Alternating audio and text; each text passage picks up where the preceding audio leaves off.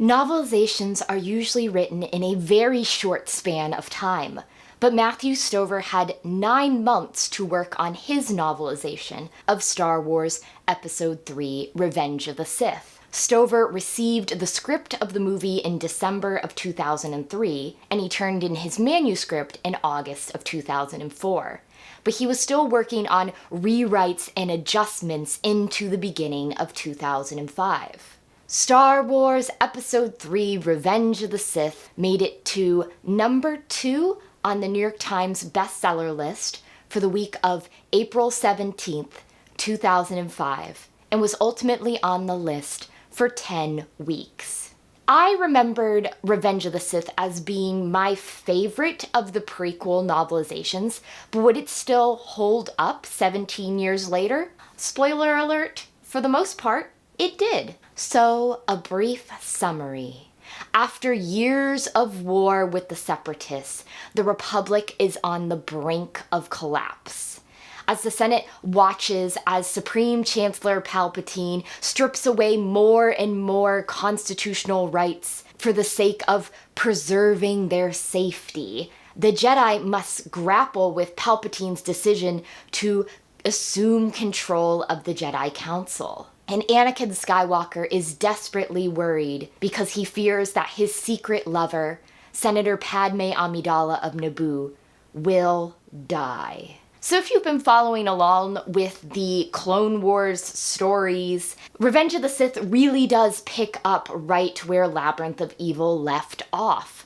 We have Anakin and Obi-Wan arriving in Coruscant to rescue the Supreme Chancellor, who has been kidnapped by General Grievous. And really, the Battle of Coruscant is a huge chunk of the story. It is the first 7 chapters, and it's really about a third of the novel here. Then the second section, which is called Seduction, is all about how Palpatine manipulates Anakin. That Anakin has this dream that Padme will die in childbirth, and it motivates all his actions going forward. He's running on very little sleep, which I think makes Palpatine's manipulations even more effective because he's not operating 100% here. He's very easily swayed. At the same time, the Jedi Council asks Anakin to spy on Palpatine, and Obi-Wan's really the only person that points out the perils of this, that more than any other Jedi, Anakin values loyalty, and by asking him to spy on someone he considers a close friend, it's gonna bring him to some sort of moral crisis. Anakin has that crisis where he trusts Palpatine. Palpatine told him that he could help him save Padme, and even though he's Sith, he was his friend, he was his mentor, and so Anakin intervenes, which leads to the death of Mace Windu and the ascension of Palpatine to the role of Emperor in this new empire. And then the shortest of all sections, the last section, covers really briefly Order 66, Obi-Wan escaping from Atalpu after killing General Grievous, Bail Organa witnessing the murder of the students at the Jedi Temple, and then going and picking up Yoda and Obi-Wan, them returning to Coruscant, Yoda facing off against Palpatine, Obi-Wan going to face off against Anakin, the fight on Mustafar, Obi-Wan leaving Anakin for dead, Padme dying in childbirth, the children being given away, and Anakin being reborn as Darth Vader. It's a lot for a very few quantity of pages compared to the other 2 sections. So I think what I appreciated most here in the Revenge of the Sith novelization is that Stover really gives us this opportunity to dig into the characters' heads. And especially in the case of Anakin, I feel like it makes some of his heel turns in the movie more understandable because we're seeing what's going through his head. We're seeing how his uncertainty and his anger and his frustration about how can he save Padme when he failed his mother, you see it building and building and building. And at the same time, you have more opportunities for Palpatine to speak with him, more opportunities for Palpatine to get into his head and to really maneuver Anakin to a point where he can get him to join the Sith, join the dark side. I think too, knowing that Anakin's operating on so little sleep, that after having that dream, that nightmare where Padme dies, he doesn't want to relive that. And he also thinks that meditation and dwelling on what Palpatine has told him will help him figure out a solution. So knowing that he's operating on like no sleep explains some of his actions a little bit more to me, that like this is a desperate man who is not thinking clearly, and it leads into a lot of things that he is willing to do here. And as we see in the film, Anakin is really annoyed and angry that Palpatine appoints him to the Jedi Council, but the Jedi basically tell him that this is because the Supreme Chancellor put you here. You have not been made a master. You're not on equal footing with everyone else on the council. You have no vote here. You are simply the voice of the Chancellor. And I think, well, the Jedi Masters on the Jedi Council handle Anakin very badly here, especially Mace Windu. We get into his head, so we get a little bit of an explanation for his constant antagonism towards Anakin, that since Mace can sense shatter points, can sense where people break and where important events turn on, he senses that Anakin isn't stable and that Anakin will play a role in this conflict, but he doesn't know how or why. At the same time, though, I guess it shows how much the war has affected the Jedi, that I would have expected the Jedi Masters on the Council to show Anakin compassion instead of being quite so hard with him. Obi-Wan points out that Anakin isn't really a person who views the greater good over individual good. He is intensely loyal to his friends, and he counts Obi-Wan as one of his friends. He definitely counts Palpatine as like an older mentor friend, and that Anakin is willing to defy orders to save his friends, and he's done that for Obi-Wan on multiple occasions. And the Jedi don't see things that way, but they're also not willing to consider Obi-Wan's point of view. It really showed to me how they have mismanaged Anakin. That maybe they were initially right in not accepting this 9-year-old boy into training if he can't be properly molded into what the ideal Jedi should be. But knowing that, letting him join the Jedi Order anyway, I just feel like they should have taken a different approach to him, and it would have mitigated some of the things that happened here. But then again, we wouldn't have had a movie, so I could see why the Jedi Council for Anakin exists as this roadblock that he's constantly coming into contact with. And we also, of course, get into Obi-Wan's head, that Obi-Wan loves Anakin. He was his student, now he's like a comrade in arms, a brother. He knows that there's something going on between Anakin and Padme, but he's turning a blind eye to it. And really, Obi-Wan is the only one that's able to talk Anakin down from the ledge when he's worked up, when he's angry, which I think is why he is sent to chase down General Grievous, that Palpatine maneuvers it in such a way that Obi-Wan gets nominated for that task, because if Obi-Wan had been on Coruscant, I don't know if Anakin would have fallen to the dark side. And if he had fallen to the dark side, it would have played out in a different way, because Anakin listens to Obi-Wan more than he listens to anyone else in the Jedi Order. I like getting to see how much Obi-Wan underestimates himself, that they're talking about great masters, great swordsmen, and he's like, yeah, the other people, and they're like, no, you. That Obi-Wan has really grown into himself, and by the time we get to the Revenge of the Sith, we see what a like a good Jedi he's become, not just as a warrior, but as a listener, as a compassionate individual that I wish the rest of the Jedi Order could emulate. I will say though, while Stover's novelization follows the main events, it's not like 100% on for dialogue like the previous two novelizations were. And what that means is that we miss out on some of my favorite Obi-Wan lines. When he confronts Grievous, there is unfortunately no "hello there." And when he and Anakin are fighting on Mustafar, that scene, the actions are still the same, but it plays out differently than it does in the film. So no, we do not get any "it's over, Anakin, I have the high ground," which again is one of my favorite lines, I think just because it's become a meme.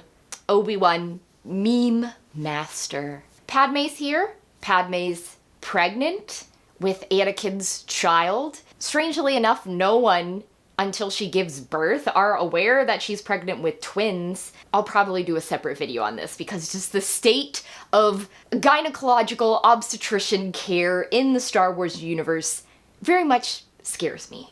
But Padme, we have a lot of the deleted scenes from the film in which Padme is involved with the delegation of 2000 and sort of the embryonic forming of the rebellion against Palpatine's empire. But that's really it for Padme. She's there to be worried about Anakin. She's there for Anakin to accuse that she's doing things behind his back. She's upset, she's crying, she's worried. And really, it did feel like, especially in the novel, that Padme's death is a self-fulfilling prophecy.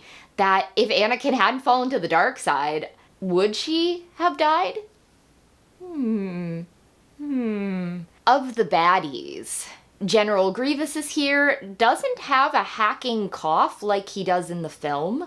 After getting insight into Grievous's backstory in Labyrinth of Evil, in Revenge of the Sith, he's basically just here to be menacing and to face off against Obi-Wan. I guess it makes sense that he's allied with the Sith because he's an android, he's part robot, but he's constantly filled with rage.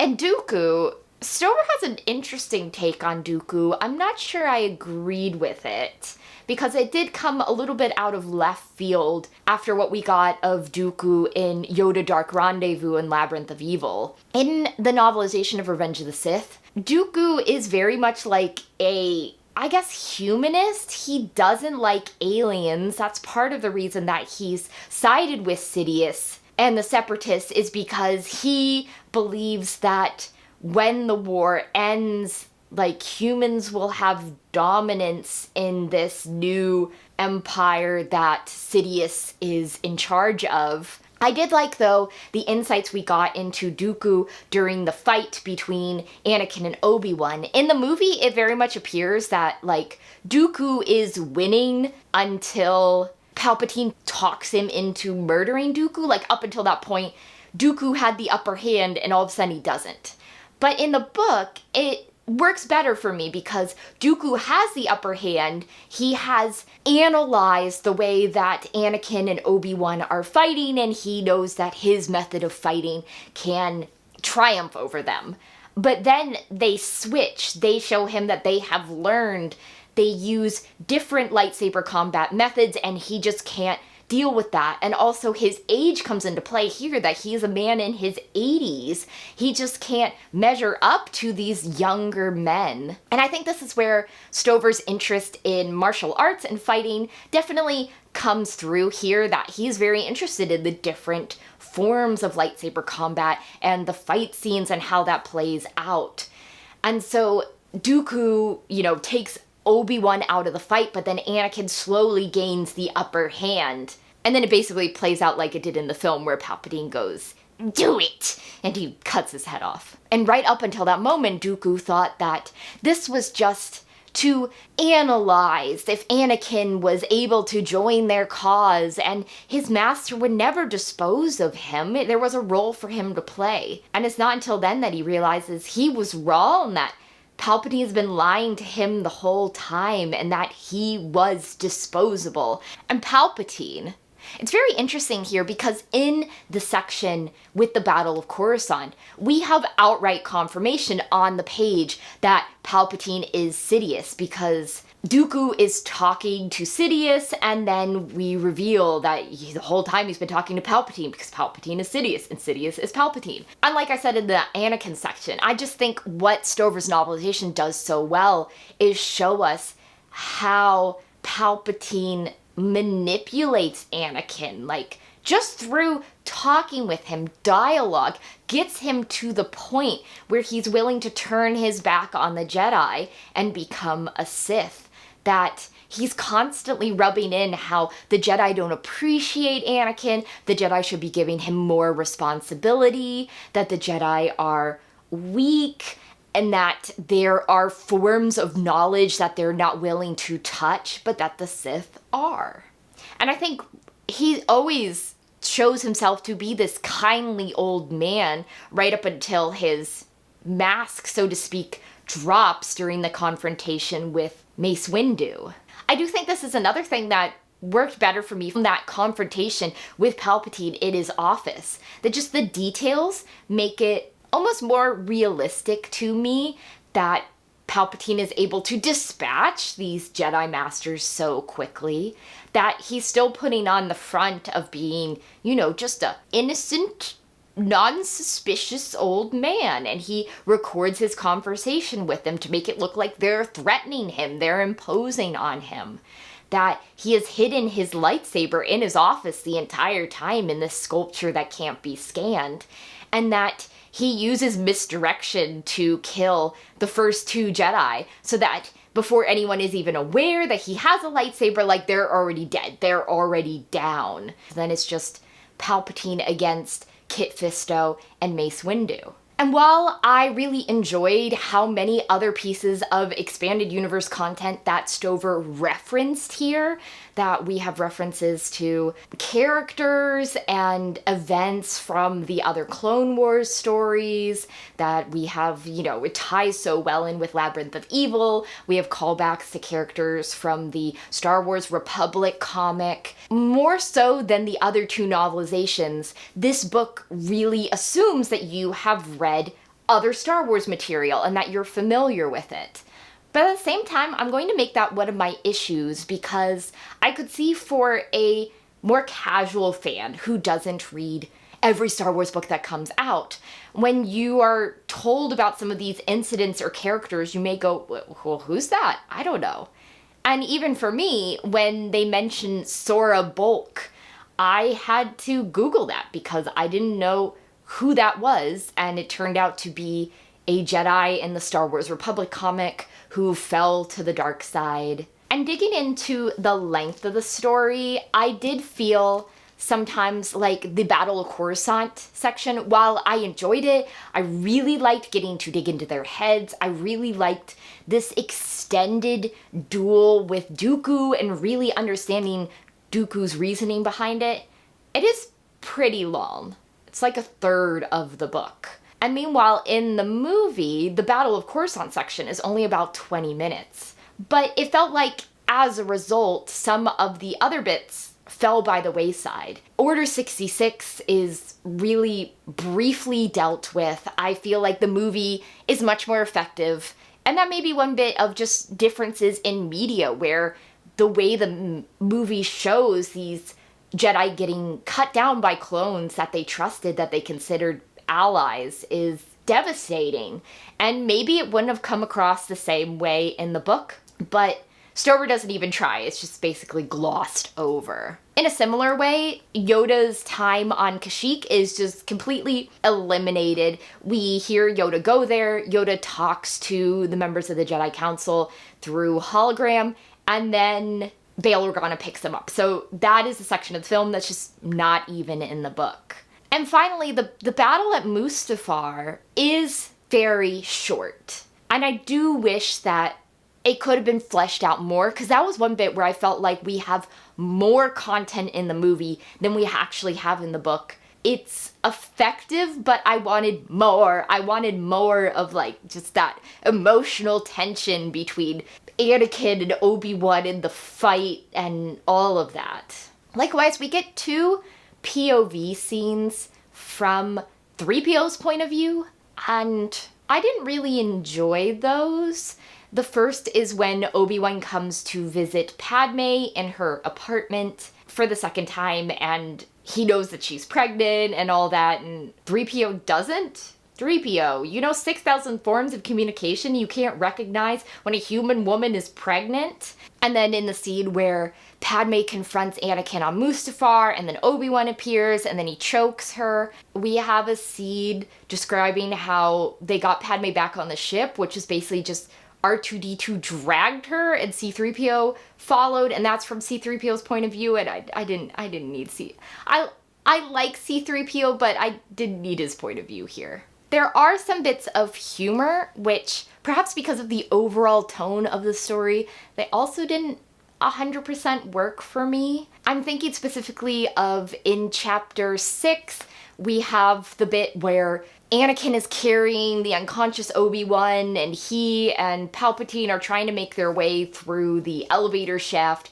And so when Obi-Wan regains consciousness, he's staring at Anakin's butt. And there's just like several paragraphs where he's like, Anakin's butt? Anakin's butt! And I'm like, felt very teenage sophomoric humor to me. And then in chapter 19, we have 2 humor bits. The first is Obi-Wan and Yoda's Jedi babby gag to get into the Jedi Temple, and then Anakin killing the Separatist leaders on Mustafar, which was played for humor. And again, I think it was like tonal disconnect, where everything happening is so sad and so tragic, and then we have like, oh god, a Jedi babby! And then every time Anakin kills a member of the Separatist leadership, he makes these like puns about it. And in the movie, it's played straight, that he just cuts them all down. But here it's like, he kills one of them, and then they're like, save me, and he makes some joke. Again, it was just like not connecting with me. It did feel very sophomoric and out of place with everything that came before. And finally, I understand why Padme's role is so small, because like I said, she's pregnant. Like, you can't have her running around pew pew pewing like she did in the other movies. But I just wish we could have had maybe more insight into her character, because she did feel underdeveloped compared to Anakin and Obi-Wan. That while I appreciate the political scenes that she's in, she just does seem like sad, weepy, lonely girl all off in her apartment watching everything happen around her. And maybe if I could have gotten more in her head, more understanding of what she's going through, it would have made up for her lack of action. But as it was, she felt like a very static character to me. That she was less here for character development and more here to move the plot along. That things happened to her and didn't really happen because of her. So, in short, I very much enjoyed rereading Star Wars Episode 3, Revenge of the Sith. It is my favorite of the prequel novelizations. I think because it's more than the movie. I mean, besides the deleted scenes, which the other novelizations also had deleted scenes, we just have so much insight into these characters and what's going on in their heads, especially Anakin. Because watching the movie sometime, I would get whiplash as he goes from thing to thing to thing. But here, you just see what a troubled young man he is, and how much the Jedi Council has failed him, and how much I wish that Obi-Wan could have been there for him, because I think if Obi-Wan had been on Coruscant while he was suffering through all of this, we would have had a very different outcome. I do think that there are some bits that I wish had been beefed out even more, that maybe come off better in the film than they do in the book. But as a whole, I really recommend the Revenge of the Sith novelization. I think that it gives an insight into the films that is both interesting but also helpful for my understanding of the story. So next time, I'm going to be jumping ahead to the post-New Jedi Order era with the first book in the Dark Nest trilogy by Troy Denning, The Joiner King.